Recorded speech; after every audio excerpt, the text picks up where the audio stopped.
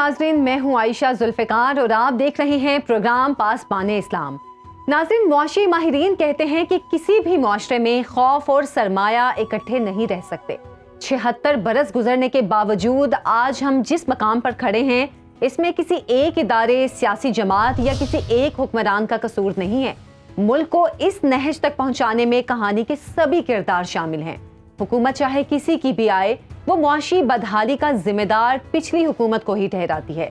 मगर हकीकत ये है कि मुल्क की मईशत आदाद शुमार की वारदात से नहीं, बल्कि आमदन के इम्कानात से बेहतर होती है। वतन अजीज का अलमिया ये है कि हम कर्ज लेते रहे, मुल्क चलाते रहे और कागज पर आदाद शुमार के कमालात दिखाते रहे। मगर सवाल ये है कि ऐसा कब तक चलेगा? अपनी बका की खातिर मैसाके जमहूरियत करने वाले मुल्क की बका की खातिर मैसाके मईशत कब करेंगे? ये है वो सवाल जिसका जवाब हम आज के प्रोग्राम में तलाश करेंगे। मगर इससे पहले आने वाले दिनों में मुल्क को दरपेश मुआशी चैलेंजेस पर ये रिपोर्ट देखिए। गुज़श्ता दिनों होने वाला इलेक्शन मुल्क का 12वां इलेक्शन था। तकरीबन एक हफ्ता होने को है, मगर हुकूमत साजी का अमल है कि मुकम्मल ही नहीं हो पा रहा। ऐसे हालात में हर रोज कमजोर से कमजोर तर होती मुल्क की मईशत की तरफ कोई तवज्जो नहीं दे रहा। पाकिस्तान का बजट खसारा रिकॉर्ड 8.2 ट्रिलियन रुपए तक पहुंच चुका है। आदादोशुमार के मुताबिक पाकिस्तान को इस साल 1.3 ट्रिलियन रुपए मजीद कर्ज लेना पड़ेगा। डोमेस्टिक कर्जों की बात करें तो इसका हजम 40.41 ट्रिलियन रुपए तक पहुंच चुका है, जबकि गर्दिशी कर्जा भी 5.7 ट्रिलियन रुपए की हद को छू रहा है। पाकिस्तान को कर्जों की अदायगी के बढ़ते बहरान का भी सामना है। बैरूनी कर्जों के वाजबात रवां साल जून तक 24 बिलियन डॉलर तक पहुंच जाएंगे। United states institute of peace के मुताबिक पाकिस्तान को 2026 तक 77.5 बिलियन डॉलर बैरूनी कर्ज के तौर पर वापस करना होंगे। एक ऐसा मुल्क जहां महंगाई की शरह 28% हो, 23 मिलियन बच्चे स्कूलों से बाहर रहने पर मजबूर हों, गुर्बत 40% तक पहुंच चुकी हो और हर साल 20 लाख ग्रेजुएट नौकरियों से महरूम हो, वहां जरूरत इस अमर की है कि तमाम सियासी पार्टियां मिल बैठकर एक पायदार और तवीलुल मुद्दत मौशी पॉलिसी तश्कील दें और तय करें कि अगले 20 साल के लिए पाकिस्तान की मौशी समत और इसके बुनियादी खद्दोखाल क्या होंगे। ये देखना होगा कि अगले 10-20 साल के लिए हमारे मौशी अहदाफ क्या हैं और इन अहदाफ के हुसूल के लिए हमें क्या करना है। ये एक हमाजहत मिसाक होगा जो मुल्क की मौशी जरूरियात के तनाजुर में पूरे रियासती ढांचे का जायजा लेगा और उसे मतलूबा तकाजों के मुताबिक ढालेगा। मगर सवाल ये है कि क्या हमारी सियासी क़यादत ये भारी पत्थर उठा पाएगी? रिपोर्ट आपने देखी, जिसमें आदाद शुमार की रोशनी में कुछ अहम सवाल उठाए गए हैं। आज के पासबान इस्लाम में हम ये और इन जैसे दीगर सवालों का जवाब भी जानने की कोशिश करेंगे, लेकिन एक ब्रेक के बाद।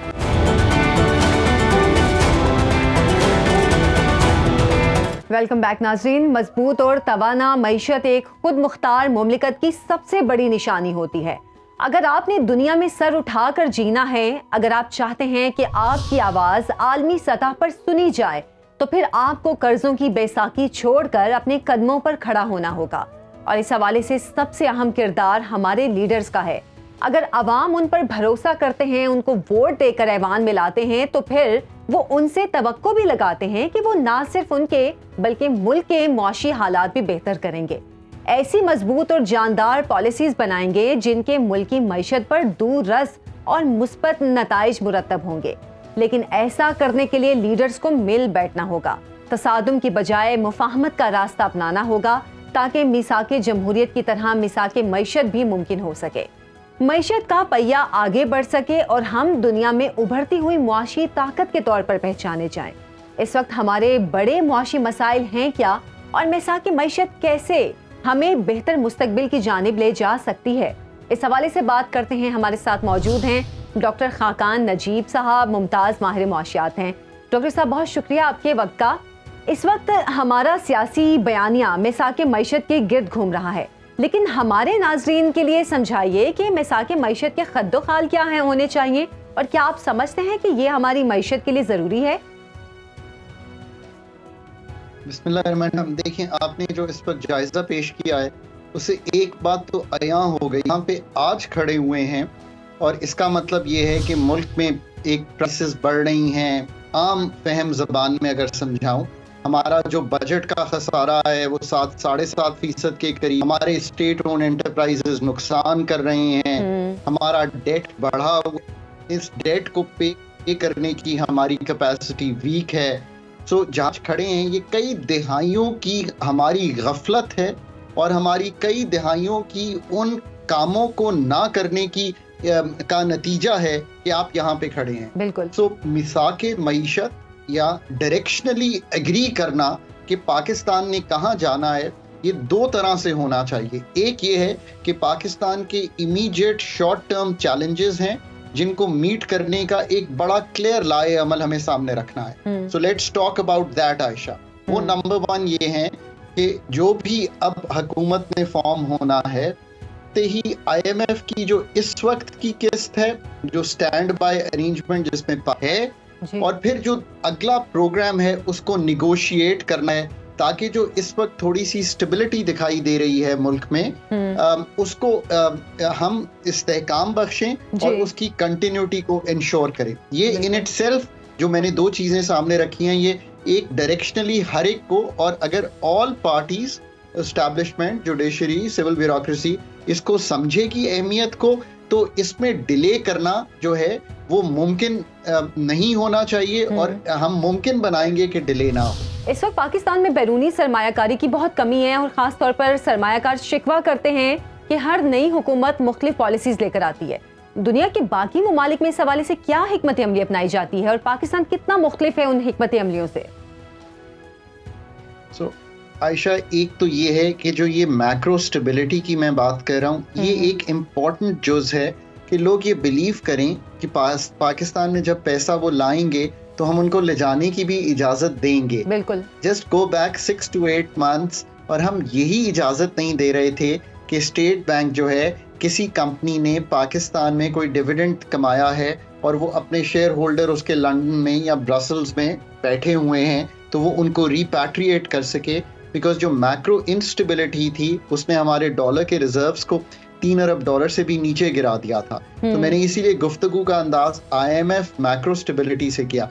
देखिए आयशा, पिछले 10 साल का डेटा जब मैं देखता हूँ तो मैं तशवीश से कहता हूँ कि पाकिस्तान का जो बैरूनी डॉलर्स का इनफ्लो है वो $1.5-2 अरब से ऊपर नहीं जाता। हमारे खत्ते में ममालिक हैं जो $50 अरब या $100 अरब तक सरमायाकारी लाने में कामयाब हुए हैं। सो अगर इतना बड़ा पाकिस्तान का mines and minerals, agriculture, small and medium enterprises में आकर चीज़ों को बाहर बेचने में ये पोटेंशियल है, तो इसको ज़रूर हमें जाकर लाना चाहिए। पर उसके लिए मैक्रो स्टेबिलिटी जो है वो पहला जुज़ है।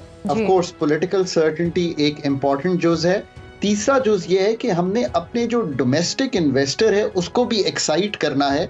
तो हमारा एम्बेसडर जो है वो मैं सरकार में रहते हुए नहीं बन सकता। SIFC एक फ्रेमवर्क तो बना सकती है, दुनिया में पाकिस्तान को पिच तो कर सकती है, पर मेरा जो पाकिस्तान में गाड़ी की बत्ती बनाने वाला है उसने गाड़ी की वही बत्ती जाकर किसी टोयोटा, किसी लेक्सस, किसी होंडा को दुनिया में बेचनी है और ये कहना है कि अब आप इसको इस्तेमाल कीजिए। बिल्कुल ठीक बात की आपने डॉक्टर साहब। यहाँ पे एक और जो ख़ास सवाल जो है इम्पॉर्टेंट कहना चाहिए कि प्राइवेटाइजेशन के हवाले से हमारे मुल्क में सियासत भी होती है और अदालतें भी इसके खिलाफ फैसले देती हैं। बतौर माहिर आप क्या कहते हैं कि खसारे में जाने वाले जो सरकारी इदारे हैं उन पर हमारी सियासी जमातों और इदारों की पॉलिसीज होनी क्या चाहिए? आयशा, जो मेरे घर पे पाकिस्तान में, जो आपके घर पे पाकिस्तान में बिजली का निज़ाम है वो पाकिस्तान की स्टेट चला रही है। पाकिस्तान में जो टेलीकॉम का निज़ाम है जिस पे हम ब्रॉडबैंड पे आपस में गुफ्तगू कर रहे हैं वो प्राइवेट सेक्टर चला रहा है। आप, मैं कहता हूँ पूरी कौम अपने दिल पे हाथ रखकर ये मुझे बता दे कि उनको बिजली से ज्यादा तंगी है कि टेलीकॉम से ज्यादा तंगी है। तो 99% लोग ये कहेंगे कि बिजली की अनसर्टेनिटी भी है, बिजली की कीमतें भी ज्यादा हैं, पर मोबाइल सर्विस ठीक ही हो गई है, ब्रॉडबैंड जो है वो ठीक ही हो गया है और कंपटीशन की वजह से कीमत भी नीचे आ गई है। आइडियल तो कोई भी चीज नहीं होती। बिल्कुल, ये है फर्क। जब कंपटीशन क्रिएट होता है, मार्केट बनती है। पाकिस्तान में अभी भी 160 के करीब ऐसे अदारे हैं और अदारों की सब्सिडरीज हैं जो सरकार चला रही है, बहुत बड़ा एक फुटप्रिंट पाकिस्तान की जो सरकार का, चाहे वो पीआईए हो, इंजीनियरिंग गुड्स हो, एनर्जी सेक्टर हो, ऑयल सेक्टर हो, पेट्रोलियम सेक्टर हो, गैस सेक्टर हो, और जब हम इनको मिला जुला के एक अंदाज़ा लगाते हैं तो एक 730 अरब रुपए का नुकसान जो है हम साल में 2022 के फिगर्स जब मैं देख रहा था तो हमने किए हैं। तो ये फैसला कीजिए कि इस साल का जो 100 अरब से ज्यादा का पीआईए का नुकसान है ये हम अगले साल नहीं करेंगे और इसको प्राइवेट तहवील में देंगे। Ayesha, let me be clear, ये कोई मैजिक बुलेट नहीं है कि एक चीज हम प्राइवेटाइज कर देंगे तो कोई एविएशन सेक्टर या इलेक्ट्रिसिटी सेक्टर या टेलीकॉम सेक्टर ठीक हो जाएगा। उसके बाद इसको रेगुलेट करना, इसकी मार्केट क्रिएट करना, इसमें कंपटीशन लाना, ये सब काम जो है ये पॉलिसी और रेगुलेशन सरकार का ये काम रहेगा। सरकार छोड़ के कहीं चली नहीं जाएगी या सो नहीं जाएगी। सो लोग बिल्कुल इससे ऐसे खाइफ भी ना हो और बददिल भी ना हो कि हम प्राइवेट तहवील में बेच देंगे। ये बताइए कि जब इतनी कंपनीज मोबाइल की आई तो नौकरियां बढ़ी के कम हुई? जब इतनी एयरलाइंस पाकिस्तान में बनी तो नौकरियां बढ़ी के कम हुई? इसका जवाब तो मुस्बत में ही है ना। और अगर हमें सलाहियत होती चलाने की तो मैं आज ये ना कहता कि 2750 अरब रुपए का नुकसान जिसको सर्कुलर डेट आप कहती हैं उसको नुकसान कहिए, ये बैठा है पावर सेक्टर, और 2900 अरब रुपए का सर्कुलर डेट या नुकसान किए बैठा है गैस सेक्टर। खुदारा इसको करने के लिए भी, पर इसको तरीके से कीजिए। पहले प्राइवेटाइजेशन कमीशन जिसने ये चीज बेचनी है उसकी काबिलियत एहलियत इस लेवल की बनाइए कि एक प्राइवेटाइजेशन कमीशन का चेयरपर्सन हो जो कि ये काम दुनिया में करने की सलाहियत रखता हो। डॉक्टर साहब, आप इस वक्त हमारी जो इकोनॉमी है उसकी मजमूई सेहत को कैसे देखते हैं और इसको बेहतर करने के लिए हमें किस तरह की शॉर्ट टर्म और लॉन्ग टर्म प्लानिंग की जरूरत है? आयशा, मुझे अफसोस से ये कहना पड़ता है कि मैं आपको ये कह रहा हूँ कि आप IMF के 23वें प्रोग्राम में हैं। आप IMF के 24वें प्रोग्राम में जाइए। मैं ये एडवाइस हर सतह पे देता हूँ, पॉलिटिशियंस को भी, एस्टैब्लिशमेंट को भी, जो भी पॉलिसी मेकर्स हैं उनको, इसलिए कि पाकिस्तान ICU में है। पाकिस्तान को 25 अरब डॉलर अगले साल जो हैं वो चाहिए हैं। ये 25 अरब डॉलर पाकिस्तान बगैर IMF की अम्ब्रेला के जमा नहीं कर पाएगा और इसलिए पाकिस्तान को IMF के साथ रहना चाहिए। बट ये याद रखिए कि IMF का प्रोग्राम लिखने के लिए पहले अपनी टीम बनाइए। जिस मुल्क ने भी कामयाबी से IMF का प्रोग्राम किया है वो मुल्क वही हैं जिन्होंने पाकिस्तान की तरह 21 प्रोग्राम इनकम्प्लीट नहीं छोड़े, बल्कि इन प्रोग्राम्स को कंप्लीट इस तरह किया कि अपनी टीम बनाई, अपना होम ग्रोन प्लान लिखा और आयशा फिर उसकी ओनरशिप ली। सो ये अगर मैं आपको कह रहा हूँ कि एक ICU के डॉक्टर से रुजू करें तो obviously Pakistan short term challenges में भी और लॉन्ग टर्म चैलेंजेस में भी बहुत इस वक्त घिरा हुआ है। और मुझे तशवीश है कि अगर हम ये टीम फौरी तौर पे इकोनॉमिस्ट, एनर्जी सेक्टर, इन्वेस्टमेंट, हमारी प्राइवेटाइजेशन की नहीं बनाएंगे और प्रोफेशनल इनपुट लेके एक होम ग्रोन प्लान लिखेंगे नहीं तो हम डिले ना कर जाएं। ये डिले हमारे लिए अच्छा साबित नहीं होगा। बिल्कुल हमारे लिए अच्छा साबित नहीं होगा। डॉक्टर साहब, बहुत बहुत शुक्रिया आपके वक्त का। इसी मामले पर बात करने के लिए हमारे साथ मौजूद हैं डॉक्टर आबिद कयूम सुलहरी, जो एग्जीक्यूटिव डायरेक्टर हैं SDPI। सर, बहुत शुक्रिया आपके कीमती वक्त का।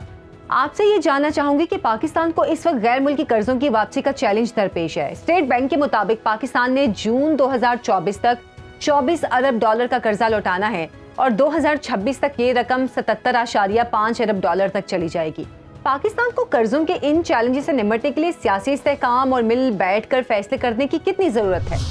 देखिए, इस वक्त जो पाकिस्तान की डेट सस्टेनेबिलिटी है वो दो चीज़ों पे मशरूत है। एक तो पाकिस्तान की खारजा पॉलिसी और दूसरा पाकिस्तान के अंदर एक मुआशी जो चैलेंजेस हैं उन पे एक ब्रॉडर कंसेंसस का आना।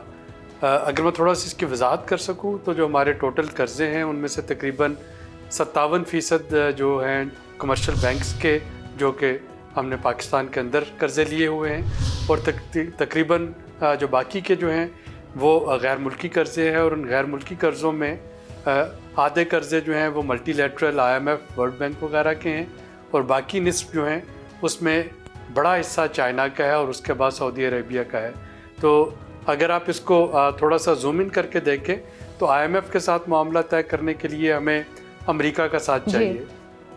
इसके साथ जो बायलैटरल लोन्स हैं उनको चुकाने के लिए हमें चाइना के साथ और सऊदी अरेबिया के साथ ताल्लुकात जो हैं वो अच्छे रखना ज़रूरी है। तो ये तो फॉरेन पॉलिसी एंगल है, लेकिन इसके साथ साथ अगर पाकिस्तान में जो तमाम सियासी जमातें और जो मरकज़ी और सूबाई हुकूमतें हैं, अगर वो एक डिसिप्लिन को फॉलो नहीं करेंगी जो कि IMF के प्रोग्राम का एक लाजमी जुज़्व होगा, या वो एक फॉरेन पॉलिसी पे असरअंदाज होने की कोशिश करेंगी, तो वहाँ पे पाकिस्तान के कर्ज़ों की जो सस्टेनेबिलिटी है उस पर एक सवालिया निशान आ जाएगा। अच्छा डॉक्टर आबिद साहब, मजमूई तौर पर पाकिस्तान की मुआशी सेहत कैसी है आपके ख्याल में? हम ICU में हैं या ICU से निकल चुके हैं? मैं यूँ कह सकता हूँ कि जुलाई 2023 में हम तकरीबन डिफ़ॉल्ट करने वाले थे। ये वो वक्त था जबकि पाकिस्तान का IMF प्रोग्राम सस्पेंडेड था। उस वक्त के वज़ीर आज़म ने MD जो है IMF उनके साथ रब्ता किया, तो वो जो जून 2023 वाला पीरियड था, वो अगर उस वक्त IMF का प्रोग्राम ना आता तो पाकिस्तान यकीनी तौर पे डिफ़ॉल्ट कर रहा था। उसके बाद जो सेकंड इसमें टर्न अराउंड हुआ वो सितंबर में हुआ, जबकि डॉलर की कीमत ब्लैक मार्केट में 350 रुपये जा चुकी थी।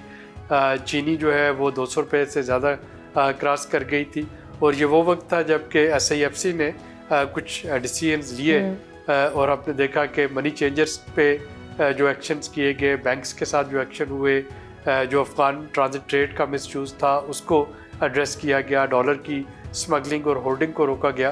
तो उस वजह से आज डॉलर जो है वो 280-285 रुपये के सतह पे है, जो फी डॉलर जो रुपये की कदर है। लेकिन इसी तरह से जो करंट अकाउंट डेफिसिट है, यानी जो डॉलर का इनफ्लो और आउटफ्लो, वो पिछले महीने पॉजिटिव रहा है। लेकिन मेरे ख्याल में ये चीज़ें जो हैं ये एक ICU में सर्जरी तो होगी, अब इनको सस्टेन करने के लिए इन्हीं तरह के जो फैसले हैं उसका तवातर लाजमी है, वरना अगले IMF प्रोग्राम में इंपोर्ट्स पे पाबंदी जो है वो हटेगी, फौरी तौर पर डॉलर की मांग बढ़ेगी, और अगर एडमिनिस्ट्रेटिव मेजर्स ना लिए गए स्मगलिंग के ख़िलाफ़, डॉलर की ब्लैक मार्केटिंग के ख़िलाफ़, तो ये दोबारा से डॉलर की शॉर्टेज जो है ये आ सकती है।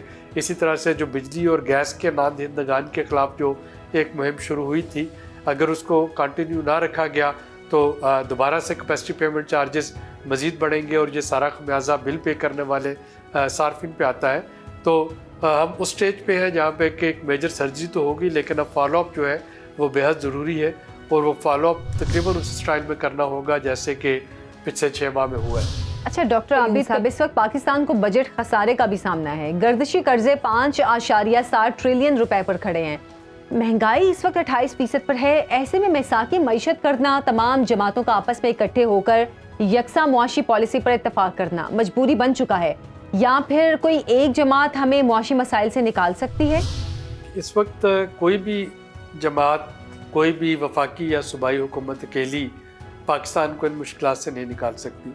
हमें थोड़ा सा ये देखना होगा कि आज पाकिस्तान इस गर्दाब में क्यों है।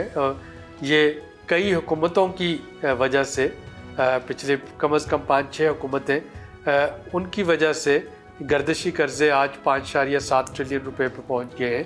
अब IMF के अगले प्रोग्राम के लिए इन गर्दिशी कर्ज़ों को ना सिर्फ रोकना है बल्कि इनको बेदर्जा उत्तम इनको पूरा भी करना है।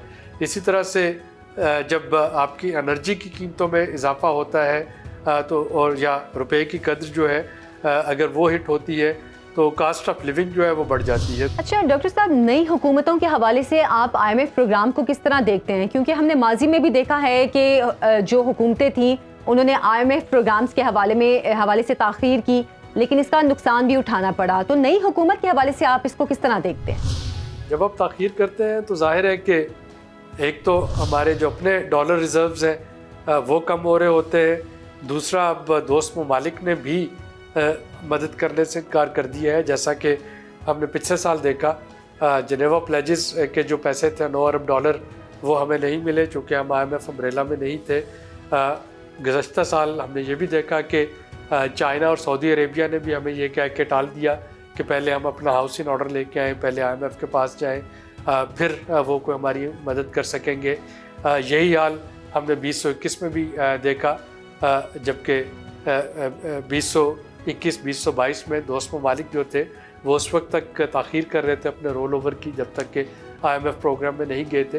तो अगर IMF प्रोग्राम में नहीं जाएंगे, ये अभी मार्च अप्रैल में अगले प्रोग्राम के लिए नेगोशिएट नहीं करेंगे, तो पाकिस्तान खुदा न खास्ता दोबारा उसी सतह पे आ सकता है। डॉक्टर साहब, SIFC काउंसिल के क़याम से तमाम स्टेक होल्डर्स एक फोरम पर आन बैठे हैं।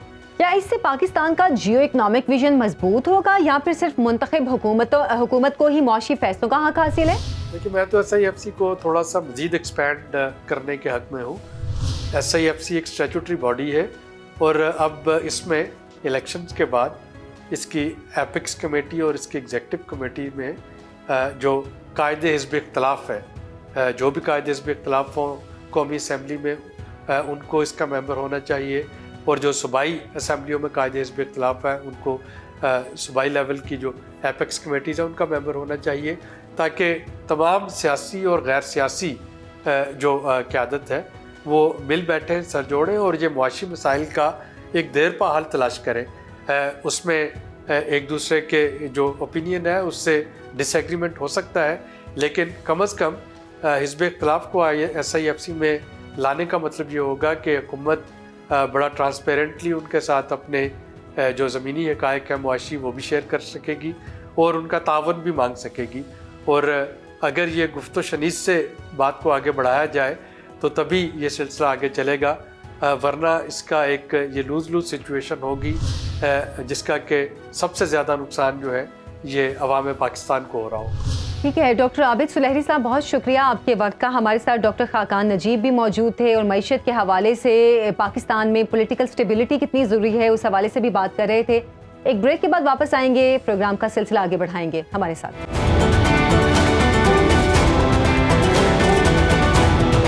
वेलकम बैक नाजरीन। आज के ज़माने में कौमी सलामती का मतलब सिर्फ तोप, टैंक और फाइटर जेट की ज़्यादा तादाद होना नहीं, बल्कि एक मजबूत मईशत आपकी कौमी सलामती की भी जामिन होती है। पाकिस्तान में भी इस बात का बखूबी इदराक किया जाता है और यही वजह है कि पाकिस्तान की नेशनल सिक्योरिटी पॉलिसी में मुआशी खुद मुख्तारी को एक अहम मुकाम हासिल है।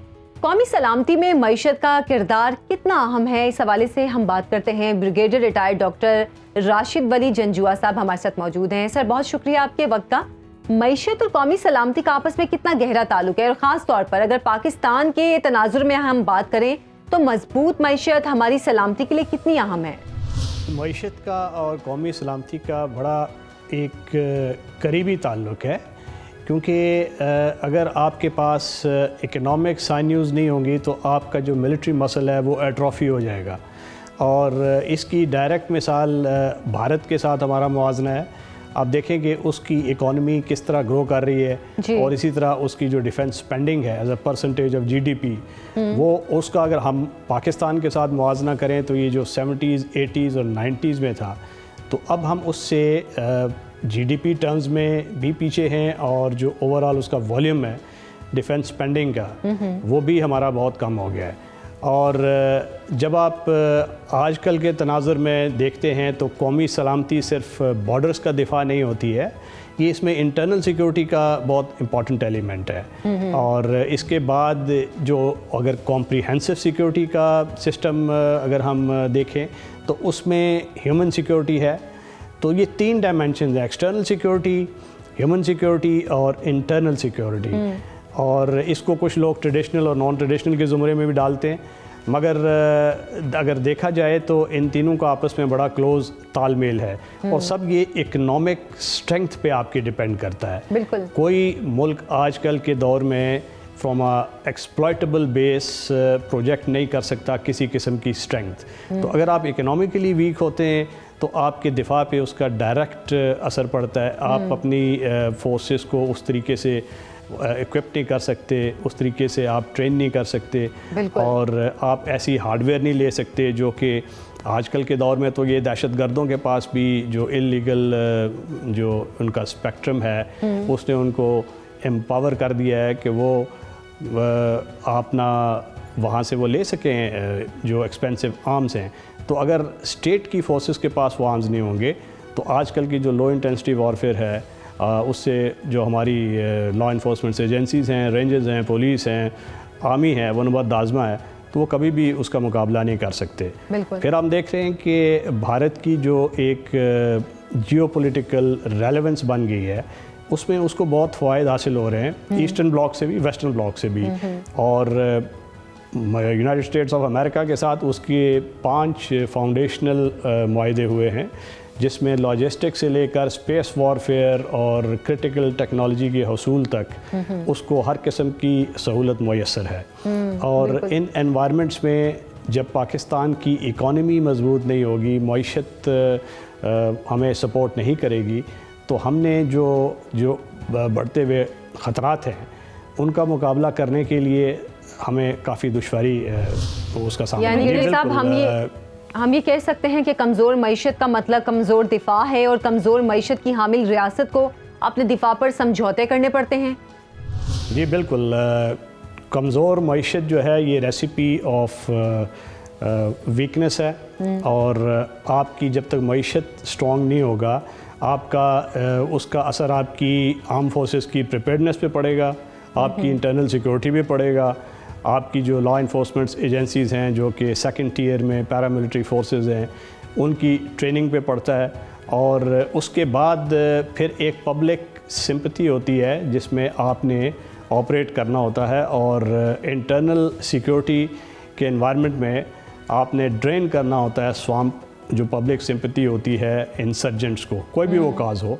तो उसमें लोगों को अपने साथ मिलाने के लिए लोगों की जो नीड्स होती हैं उनको पूरा करना होता है और उनकी जो जेन्युइन ज़रूरियात हैं उसका इजाला करने के लिए आपके पास इकोनॉमिक स्ट्रेंथ होनी चाहिए ताकि जो ह्यूमन सिक्योरिटी नीड्स हैं, एजुकेशन है, तालीम है, फिर उनकी लाइवलीहुड्स हैं ये, और फिज़िकल सिक्योरिटी मुहैया करना उनको, ये बुनियादी ज़रूरियात जब तक आवाम की पूरी नहीं होती तो वो अपनी लॉ इन्फोर्समेंट एजेंसीज़ के साथ भी उस तरीके से उस अफरेद का मुकाबला नहीं करते जिस तंदही और जिस स्ट्रेंथ के साथ उसको करना चाहिए। ब्रिगेडियर साहब में अब जियो स्ट्रेटजी से ज़्यादा जियो इकनॉमिक विजन की जानिब ज़्यादा तवज्जो दी जा रही है। अगर हमारे मुल्क की बात की जाए तो हमें अपना जियो इकनॉमिक विजन ज़्यादा मौसर बनाने के लिए किन इक़दाम की ज़रूरत है? जी देखिए, ये चिकन एंड एग स्टोरी है।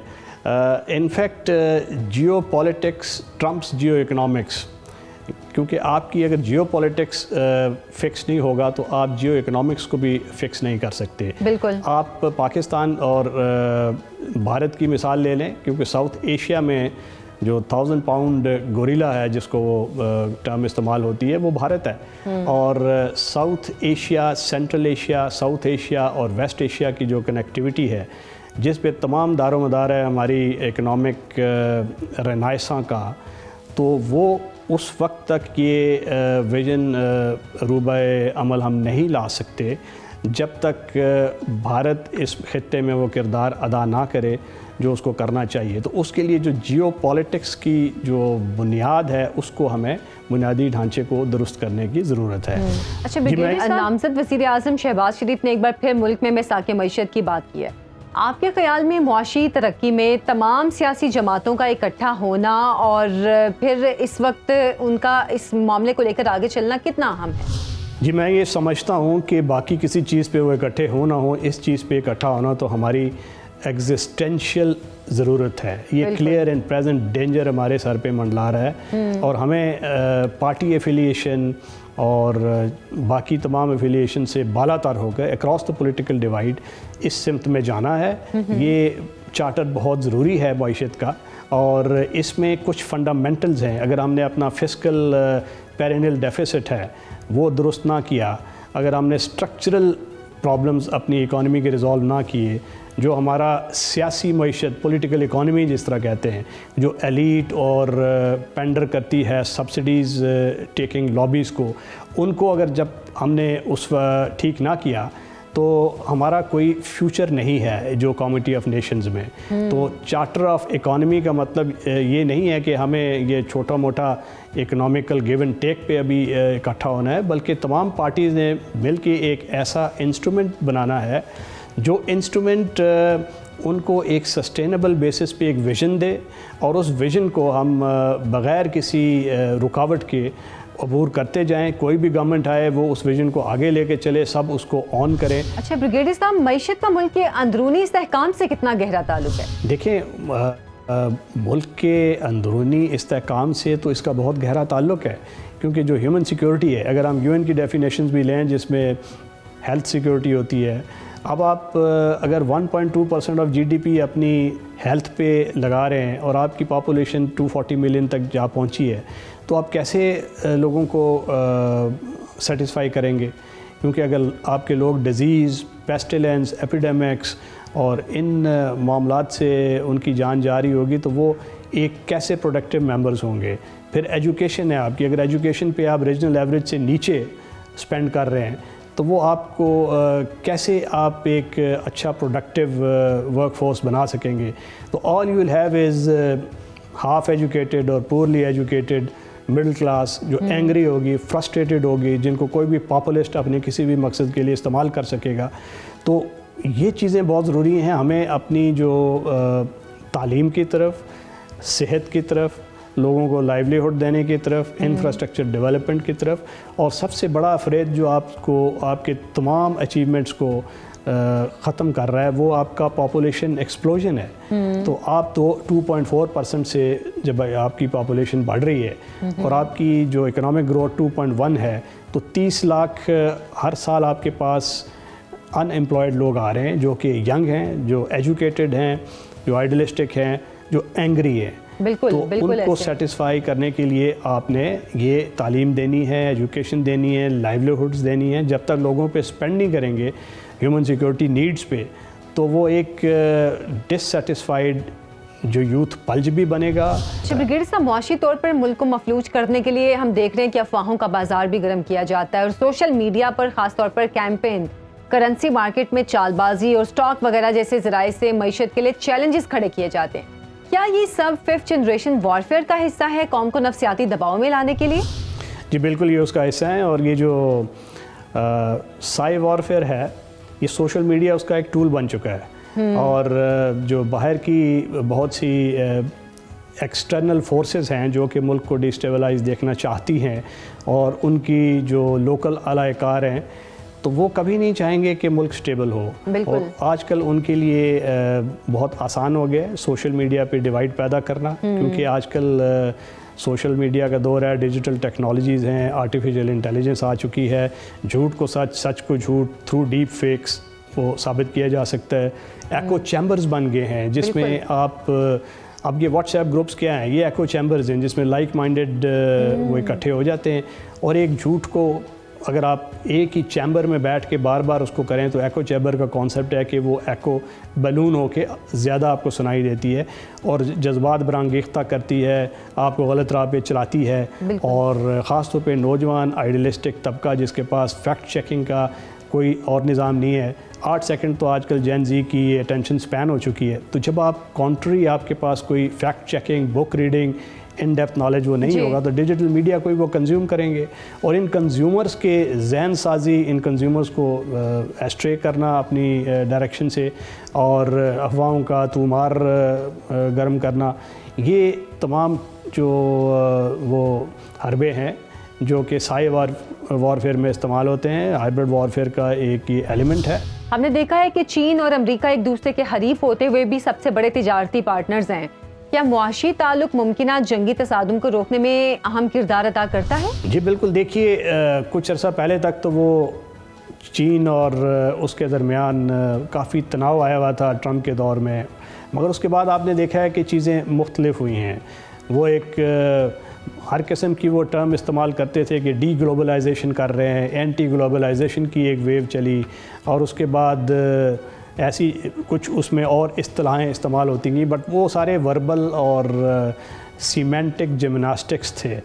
हकीकत ये थी कि चाइना और अमेरिका उसके दरमियान एक बहुत करीब इंटरडिपेंडेंस पैदा हो गई थी तजारत की। आज भी अगर आप चीन पे किसी चीज़ की पाबंदी लगा देते हैं तो वो जो अमेरिकन कंज्यूमर है आवाज़ उसकी तरफ से उठती है, बिल्कुल ऐसे। और वो डायरेक्टली इलेक्शन ईयर में मुतासर करता है इलेक्टोरल आउटकम्स को।